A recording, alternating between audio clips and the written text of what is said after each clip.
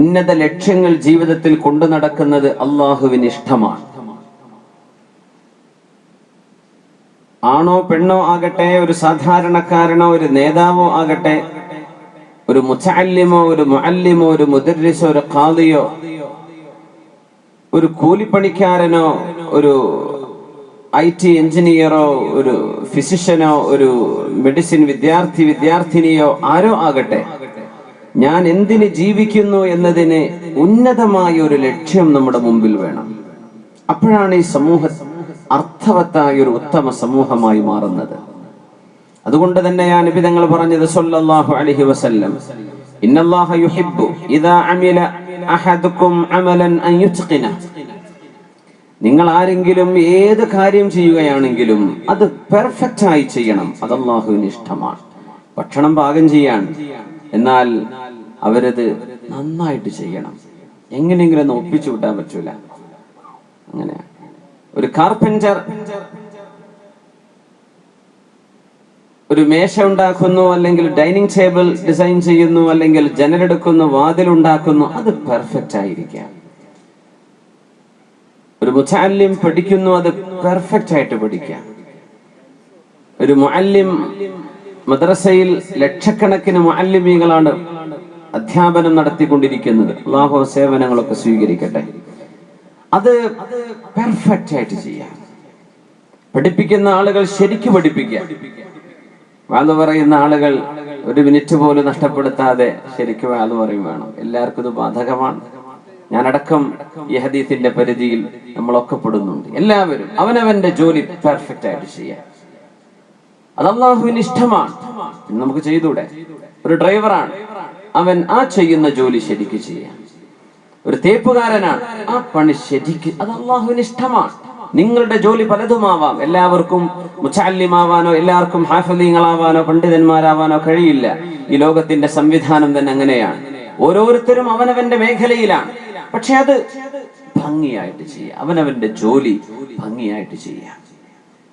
അതുകൊണ്ട് ഉന്നത മൂല്യങ്ങൾക്കായി ഉത്തമ സമൂഹമായ ഹബീബിന്റെ ഉമ്മത്ത് റസൂലുള്ളാഹ് സ്വല്ലല്ലാഹു അലൈഹി വസല്ലം നമ്മളോടൊക്കെ വിശുദ്ധ ഖുർആനിന്റെ ആയത്തുകൾ എടുത്ത് ഇങ്ങനെ നോക്കിയാൽ മുന്നോട്ട് മുന്നോട്ട് നന്മയിലേക്ക് ഓടി വരൂ എന്ന പ്രഖ്യാപനങ്ങൾ അല്ലാഹുവിന്റെ കലാമിൽ കാണാൻ കഴിയും.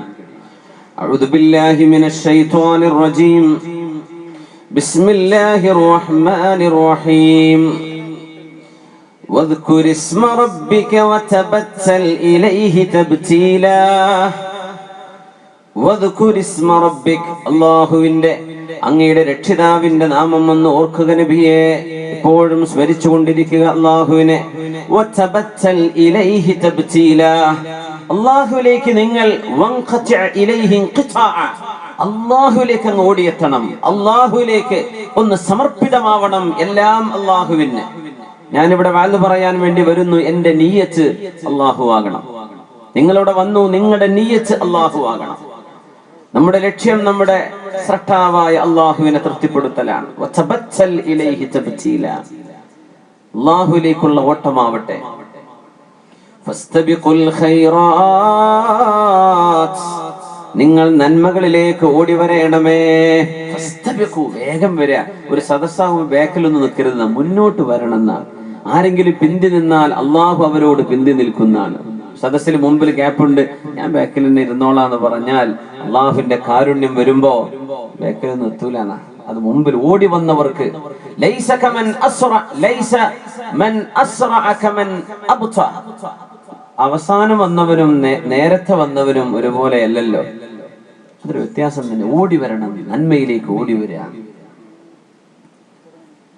ഫഫിറൂ ഇലല്ലാഹ്, അല്ലാഹുവിലേക്ക് നിങ്ങൾ ഓടിച്ചെല്ലണം.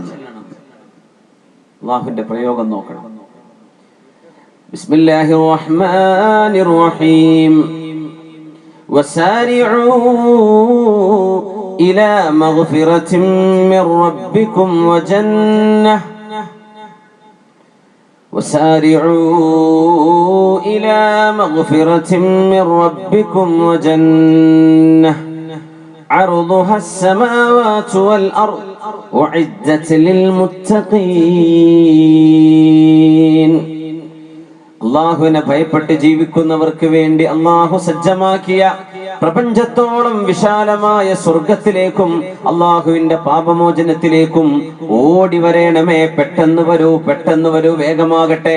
സാരിഉ, അടുത്ത കൊല്ലത്തെ ഉംറക്ക് പോകുമ്പോ അള്ളാഹിനോടൊക്കെ വൃത്തപ്പെടിക്കുക, അങ്ങനെയല്ല, ഇപ്പൊ ഈ സെക്കൻഡിൽ ഓടിവാ.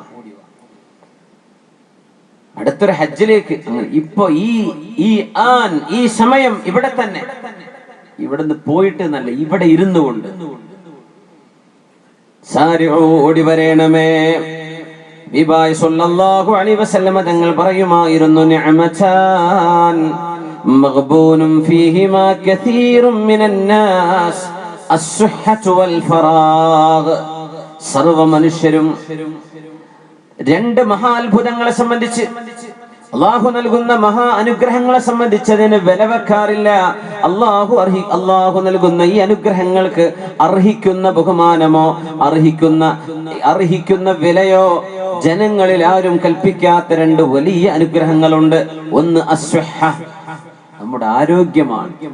ഊരക്കൊരു വേദന വരുമ്പോഴാ റബ്ബേ, ഇത്ര കാലം ഞാൻ കുനിഞ്ഞും എഴുന്നേറ്റും എത്ര കുന്നുകയറിയും സ്റ്റെപ്പ് കയറിയും നടന്നതാ, ഇപ്പൊ എന്റെ മുട്ടും കാലിന് വയ്യ, എന്റെ കാല് കൊണ്ട് വയ്യ, എന്റെ ഊരക്ക് വയ്യ.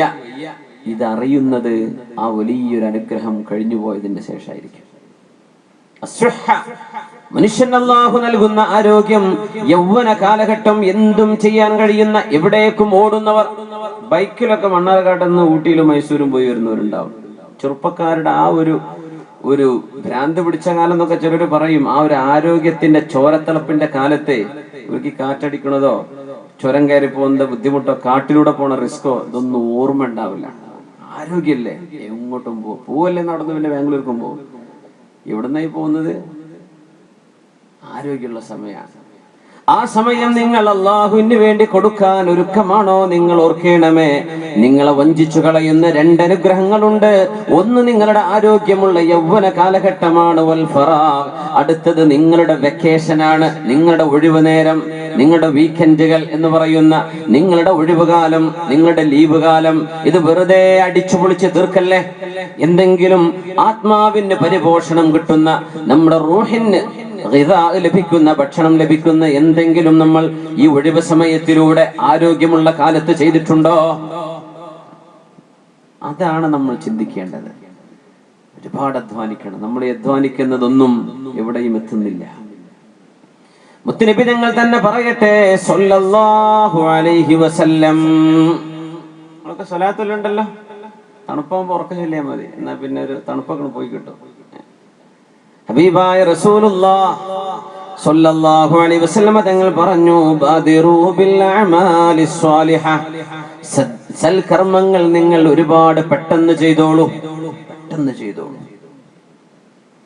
ഫസതകൂനു ഫിതനുൻ കഖിതഇൽ ലൈലിൽ മുദ്ലിം. ഇരുട്ടുള്ള രാത്രിയിലെ ഖനീഭവിച്ച ഇരുട്ടിന്റെ കഷ്ണം പോലെ. ഇപ്പൊ ഈ വെളിച്ചത്തിൽ നിന്ന് ഇങ്ങനെ പുറത്തേക്ക് നോക്കി വല്ല വെളിച്ചം കാണുന്നുണ്ട്? അപ്പുറത്തൊക്കെ ഇരുട്ടല്ലേ, ഖനീഭവിച്ച ഇരുട്ടാണ്. കരണ്ടും കൂടെ പോയി എന്ന് വിചാരിക്കുക. എന്തായിരിക്കും ഈ രാത്രിയിലെ ഇച്ചിരി തണുപ്പുള്ള ഒരൽപ്പം ചാറൽ മഴയൊക്കെ പെയ്യുന്ന ഈ ഒരു ചുറ്റുപാടിലെ ഇരുട്ടിന്റെ കറുപ്പത്രയായിരിക്കും. അതുപോലെ ഇരുൾമുറ്റുന്ന ദിവസങ്ങൾ നിങ്ങൾക്ക് വരാനുണ്ട്. ഫിത്നകൾ, എല്ലായിടത്തും ഫിത്ന. പള്ളിന്റെ ഉള്ളിൽ ഫിത്ന, പള്ളിന്റെ പുറത്ത് ഫിത്ന, വീട്ടിൽ ഫിത്ന, പള്ളി അടച്ചു പൂട്ടല് തുടങ്ങി എല്ലായിടത്തും ഫിത്നകൾ.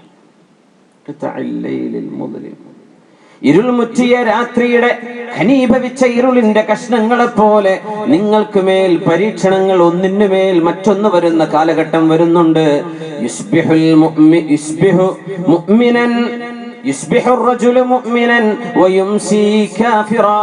രാവിലെ നേരം വെളുത്തപ്പോൾ അവൻ അള്ളാഹുവിൽ വിശ്വസിക്കുന്ന ഒരു വിശ്വാസിയായിരുന്നു. വൈകുന്നേരമായപ്പോഴേക്കും ആളൊരു യുക്തിവാദിയായിട്ടുണ്ട്. ഏതോ ഒരു തെരുവിലെ പ്രസംഗം കേട്ടു, ഏതോ ഒരാളുടെ കൂടെ ഇരുന്നു, ഒരല്പനേരം സംസാരിച്ചതാണ്. അത്രക്ക് ഈമാനുള്ളൂ. ഒരാളങ്ങ് പഴപ്പിച്ചു, അവൻ പിന്നെ യുക്തിവാദത്തിലേക്ക്.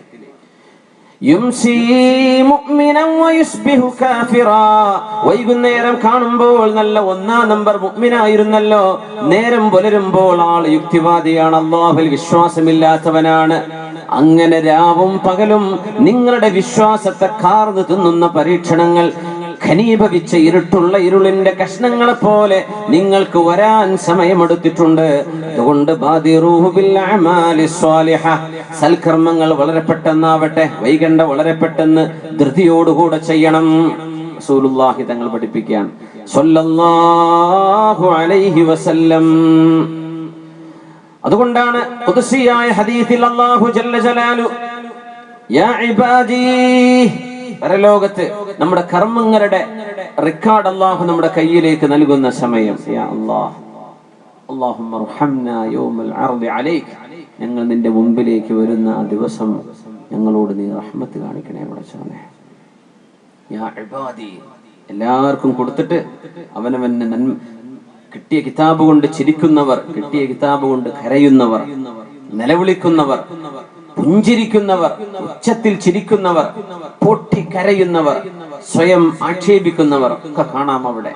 ആഹുവിന്റെ മറുപടി വരും, യാ ഇബാദി, അടിമകളെ, ഇന്നമാ ഹിയ അഅമാലുകും ഉഹ്സിഹാ ലക്കും സുമ്മ ഉവഫീകും.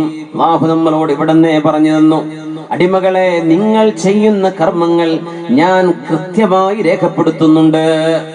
എല്ലാം മോണിറ്റേർഡ് ആണ്. അല്ലാഹുവിന്റെ മോണിറ്ററിംഗ് ടീം, അവന്റെ മലക്കുകൾ, അല്ലാഹു ജല്ല ജലാലു ഒക്കെ മോണിറ്റർ ചെയ്തുകൊണ്ടിരിക്കുകയാണ്. എല്ലാം കൃത്യമാണ്. ഒരു മൊബൈൽ ടവറിലൂടെ പോകുന്ന ടെലിഫോൺ കോളുകൾ നമുക്ക് ട്രേസ് ചെയ്യാൻ പറ്റും. ഒരാൾ ആർക്കൊക്കെ വിളിച്ചു, അവൻ അവളോട് വിളിച്ച്, അവൾ അവനോട് വിളിച്ച് എന്തൊക്കെ പറഞ്ഞു, ഇതൊക്കെ എത്ര കൊല്ലം കഴിഞ്ഞാലും മൊബൈൽ ടവറിൽ ഇത് പിടിച്ചെടുക്കാൻ കഴിയും.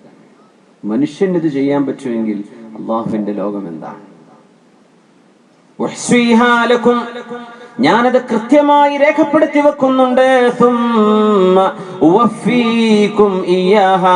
ഇതിന്റെ കൃത്യമായ രക്ഷയോ ശിക്ഷയോ ഞാൻ നിങ്ങൾക്ക് കൃത്യമായിട്ട് നാളെ തരാൻ പോകുന്നു. ഫമൻ വജദ ഖൈറൻ ഫൽയഹ്മദില്ലാഹ്. തനിക്ക് കിട്ടിയ റെക്കോർഡിൽ, അല്ലാഹു നൽകുന്ന ഗ്രന്ഥത്തിൽ നന്മയാണ് കാണുന്നതെങ്കിൽ ഫൽയഹ്മദില്ലാഹ്, അൽഹംദുലില്ലാഹ് എന്ന് പറഞ്ഞോളൂ. അല്ലാഹുവേ, നീ തന്ന കാരുണ്യം കൊണ്ട് ഞാൻ രക്ഷപ്പെട്ടു എന്ന് പറഞ്ഞോളൂ. വമൻ വജദ ഖൈറ ദാലിക ഫലാ യലൂമന്ന ഇല്ലാ നഫ്സഹ്. അതിൽ കാണുന്നത് നരകമർഹിക്കുന്നു എന്നാണെങ്കിൽ സ്വന്തം ശരീരത്തെ അല്ലാതെ മറ്റാരെയും ആക്ഷേപിക്കരുത്. അവൻ വിളിച്ചത് കൊണ്ടാണ് ഞാൻ അങ്ങോട്ട് പോയത്, അവനാണ് എന്നെ വ്യഭിചാരത്തിലേക്ക് കൊണ്ടുപോയത്, അവനാണ് എന്നെ തിന്മയിലേക്ക് പിടിച്ചു വലിച്ചവൻ, അവനാണ് എന്നെ ടൂറിന് കൊണ്ടുപോയി പഴപ്പിച്ചവൻ, അവനാണ് എനിക്ക് വേണ്ടാത്തത് പഠിപ്പിച്ചവൻ. ഇതൊന്നും പറയണ്ട. ഫലാ യലൂമന്ന ഇല്ലാ നഫ്സ. You blame none but yourself. നിന്നെ മാത്രം ആക്ഷേപിച്ചാൽ മതി, ആര് ചീത്ത പറയണ്ട. നീ തന്നെ വരുത്തി വെച്ചത് നീ അനുഭവിച്ചു, അത്രയേ ഉള്ളൂ. നന്മയാണെങ്കിലോ നീ ചെയ്ത നന്മക്കാണോ സ്വർഗം? അല്ല, അള്ളാഹുവിന്റെ വഅദാണത്. അള്ളാഹു വാക്ക് തന്നു, നന്മ ചെയ്താൽ ഞാൻ സ്വർഗം തരാം. ഇനി അള്ളാഹു തന്നില്ല എന്ന് വിചാരിക്കുക, ഫബിഅദ്ലിഹി, അള്ളാഹു സ്വർഗം തന്നു, ഫബിമന്നിഹി വഫദ്ലിഹി, അള്ളാഹുവിന്റെ ഔദാര്യമാണ്. അതുകൊണ്ട് നിങ്ങളുടെ ഗ്രന്ഥങ്ങളിൽ നന്മ കാണുകയാണെങ്കിൽ ഫൽയഹ്മദില്ലാഹ്, നിങ്ങൾ അൽഹംദുലില്ലാഹ് എന്ന് പറഞ്ഞേക്കണം. രക്ഷപ്പെടുന്നവർ അത് പറഞ്ഞേക്കണം. രക്ഷപ്പെടാത്തവർ പറയേണ്ടത് സ്വന്തം ശരീരത്തെ ആക്ഷേപിക്കുക മാത്രം, അള്ളാഹുവിനെ കുറ്റം പറയണം. നിങ്ങളുടെ കർമ്മമാണ് ഞാൻ ആ തരുന്നത്. അതുകൊണ്ട് നമ്മൾ അധ്വാനിക്കേണ്ട ലോകമാണിത്.